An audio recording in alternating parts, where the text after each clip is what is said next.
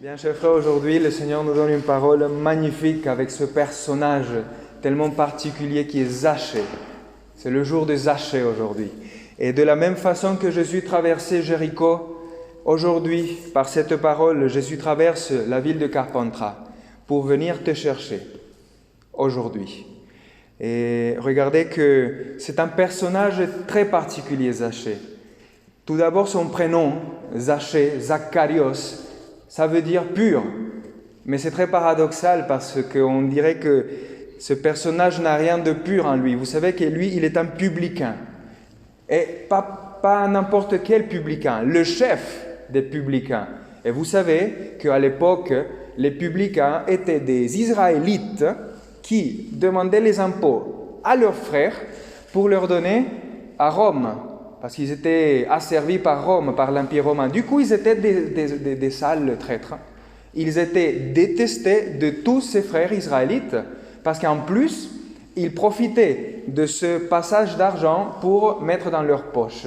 À l'époque, beaucoup en faisaient comme ça. Du coup, nous voyons que de pur, Zachée n'a rien. C'est vraiment l'homme le plus détesté de son village, de Jéricho. Et nous voyons que quand il entend passer Jésus-Christ, il veut le voir. Regardez une autre caractéristique de Zachée, c'est qu'il est petit. Vous savez, c'est pas facile, même être petit de taille. Souvent, nous le voyons, et les gens de petite taille se forgent un caractère fort, parce qu'ils doivent se défendre. On voit, c'est pas tout le temps, mais souvent, cela arrive, parce qu'ils sont... Ce n'est pas facile d'être petit. Ce n'est pas parce que je suis grand que je dis ça, n'est-ce pas, Mériadec? Non, ce n'est pas pour ça. C'est parce que nous tous, ici, nous sommes petits. Parce que la petitesse de Zachée est l'image de toutes nos petitesses, c'est-à-dire tout ce qu'on se reproche à soi-même, tous nos complexes, tous nos défauts, ce qu'on n'aime pas de nous-mêmes, qu'on voudrait changer, nos petitesses. Aujourd'hui, nous tous ici, nous sommes des petits dans ce sens-là. Et regardez que Zachée a envie de voir Jésus. Comme si toutes les richesses qu'il avait ne lui suffisaient pas. Comme si ces richesses n'avaient pas comblé quelque chose de... Pourquoi il veut voir Jésus? S'il est riche, s'il a tout, il n'a pas besoin. Mais cela réveille en lui quelque chose, une curiosité. Un désir, on pourrait dire, mais qui c'est celui-là? Comme en nous, ça peut réveiller un désir de dire, mais vraiment, qui est Jésus-Christ? Il passe aujourd'hui. Alors, regardez que Zachée monte sur un arbre. Et l'arbre, dans cet évangile, est l'image de tout ce que nous prenons, qui n'est pas nous-mêmes, pour monter et dépasser notre petitesse. Souvent, je ne sais pas, l'orgueil, où je me fais une image de moi-même et on monte sur un arbre. Aujourd'hui, le Seigneur vient pour nous demander sur quel arbre tu montes aujourd'hui, pour te faire voir et pour voir. Quel est l'arbre dont tu crois que tu as besoin pour être quelqu'un? Et regardez cette image très profonde. Quel est aujourd'hui cet arbre? L'orgueil, la vanité, peu importe, chacun peut reconnaître aujourd'hui son arbre, qui n'est pas n'importe quel arbre. Je ne sais pas si vous avez fait attention, c'était un sycomore. Et ce n'est pas anodin, quand dans la Bible, on aurait pu nous dire, il monta sur un arbre. Non, il dit sur un sycomore. Vous savez, je ne sais pas si vous savez, mais le sycomore est un arbre qui a des grosses racines qui sortent du sol, et qui permettent à quelqu'un de le grimper d'une façon très aisée, facile. C'est un gros arbre qui produit un fruit qui ressemble aux figues, un peu. Mais il y a une grosse différence, c'est qu'on ne peut pas le manger parce qu'il est amer. Sauf si on fait sur le fruit du sycomore une incision avec un couteau et toute l'amertume sort. Depuis quelques jours, le fruit est bon à manger et il est doux. D'ailleurs, je ne sais pas si... on se rappelle que le prophète Amos, son boulot est d'être inciseur, si on peut dire comme ça, des sycomores. Alors, le pape Benoît XVI disait quelque chose de très fort sur cela, c'est que cette incision faite sur le sycomore est la même incision que vient faire en nous la parole de Dieu, sur notre cœur, qui vient nous faire du mal, nous blesse. Mais cette incision fait sortir de nous notre amertume, et nous devenons bons, nous devenons doux, bons à manger.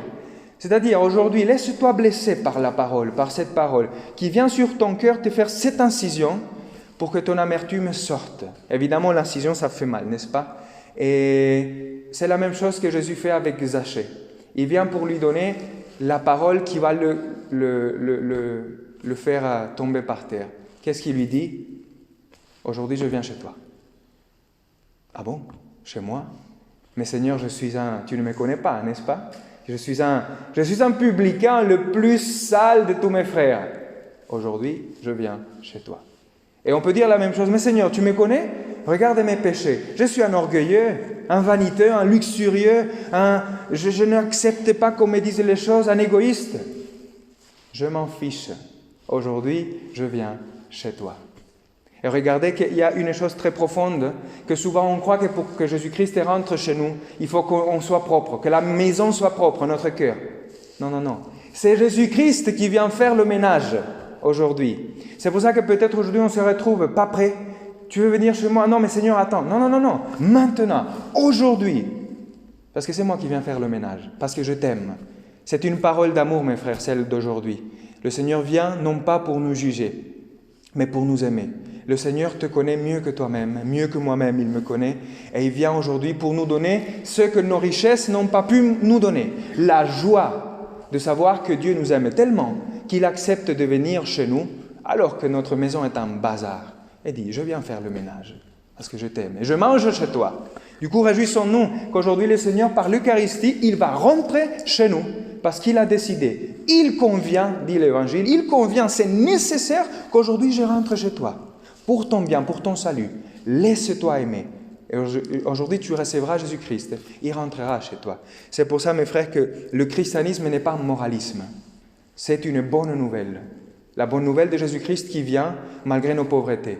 Si Jésus-Christ avait été moraliste avec Zachée, il lui aurait dit « Zachée, tu dois changer. » Mais vous croyez que Zachée aurait pu changer? Peut-être il était esclave de son vice. Comment Jésus-Christ a conquis le cœur de Zachée? Par le moralisme? Non. Par l'amour et la miséricorde. Aujourd'hui, je viens chez toi. Je pense que tu es digne que je vienne.